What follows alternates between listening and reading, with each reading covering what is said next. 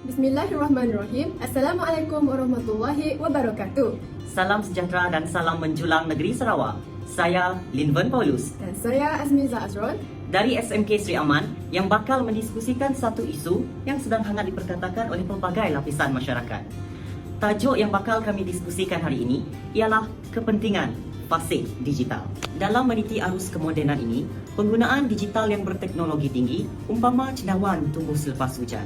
Hampir 93% rakyat Malaysia menggunakan digital dalam kehidupan seharian mereka. Fasih digital didefinisikan sebagai keupayaan menggunakannya dengan sewajarnya. Ini kerana dunia digital dan kepentingan revolusi 4.0 iaitu IR 4.0 telah mempengaruhi gaya hidup serta aktiviti harian mereka. Murid sekolah, belia dan orang dewasa adalah tiga kumpulan utama yang telah disasarkan tahun ini untuk tema fasih digital, kata Timbalan Menteri Komunikasi dan Multimedia Edin Shazlin Sheikh, sejajar dengan tema sambutan Hari Keselamatan Internet pada tahun 2020 edisi Malaysia yang bertemakan fasih digital. Kumpulan sasaran itu belum melengkapkan diri dengan 5 elemen K. Yang pertama, pemikiran kreatif, kerjasama, komunikasi dan juga keselamatan cyber. Memang tidak dinafikan bahawa pada era kini, penggunaan digital yang makin berkembang kerana mampu memudahkan segala urusan pengguna. Terdapat beberapa fasih digital, antaranya ialah memudahkan pencarian maklumat dengan cepat dan pantas dengan hanya menggunakan hujung jari saja tanpa perlu bersusah payah mencari satu persatu dan pasti melambatkan masa. Hal ini tercetus kerana kebolehcapaian dalam mendapatkan maklumat dengan cepat menunjukkan keberkesanan dalam mencapai data dengan lebih mudah. Tamsilnya, perkhidmatan e-hailing seperti Grab yang menggunakan teknologi berasaskan telefon pintar memudahkan pergerakan penggunaan selain daripada robotik otomasi. Robotik otomasi pula berkeupayaan untuk beroperasi dalam persekitaran kerja yang sama sebagaimana yang telah dilakukan oleh manusia. Umum mengetahui bahawa fasih digital juga mampu mendatangkan kelebihan kepada pelajar khususnya.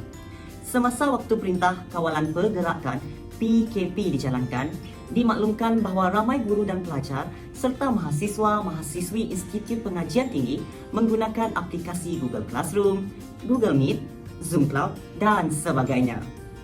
Hal ini kerana para guru lebih mudah untuk menyalurkan maklumat kepada para pelajar. Dengan cara ini, pelajar akan lebih mudah untuk membuat dan menghantar kerja-kerja yang telah guru berikan.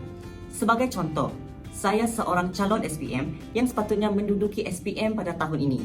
Namun, terpaksa ditangguhkan kerana wabak penyakit COVID-19 serta sesi persekolahan seperti biasa terpaksa ditangguhkan atas dasar untuk mengelakkan wabak penyakit ini merebak ke merata-rata tempat. Jadi, Kementerian Pendidikan Malaysia bekerjasama dengan bahagian teknologi pendidikan untuk membuat satu tindakan yang wajar bagi meneruskan PDPC tanpa hadir ke sekolah. Sebagai impaknya, silibus dapat diajar dan dihabiskan walaupun pembelajaran secara atas talian.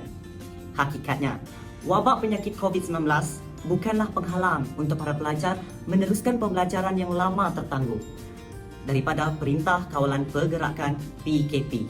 Benar kata baik pepatah, di mana ada kemahuan, di situ ada jalan. Dari aspek yang lain pula, penggunaan digital juga dapat menyekat maklumat palsu yang kian saban hari meningkatkan kebimbangan masyarakat. Oleh itu, generasi yang fasih digital mampu mengawal dan menyekat penularan berita palsu bak cendawan tumbuh selepas hujan. Hal ini membawa konotasi bahawa ramai pengguna di luar sana yang suka menyebarkan berita palsu dan maklumat yang tidak sahih.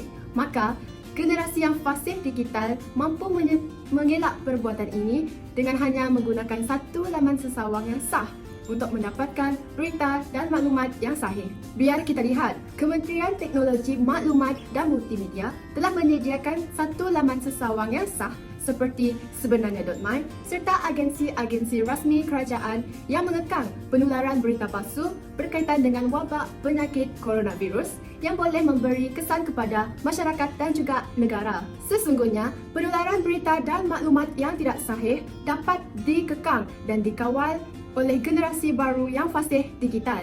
Tuntasnya, masyarakat tidak perlu bimbang dengan penularan berita palsu kerana telah disediakan laman sesawang yang khas untuk mendapatkan berita yang sahih yang perlu dimanfaatkan bersama-sama.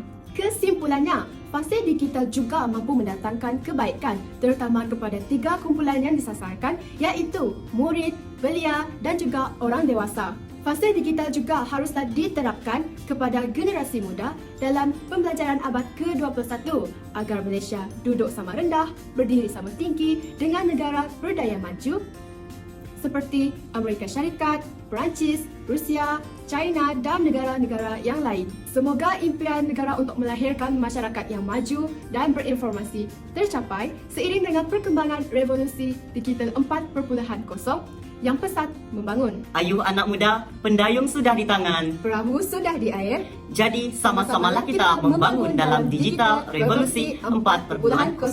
Kita jaga kita.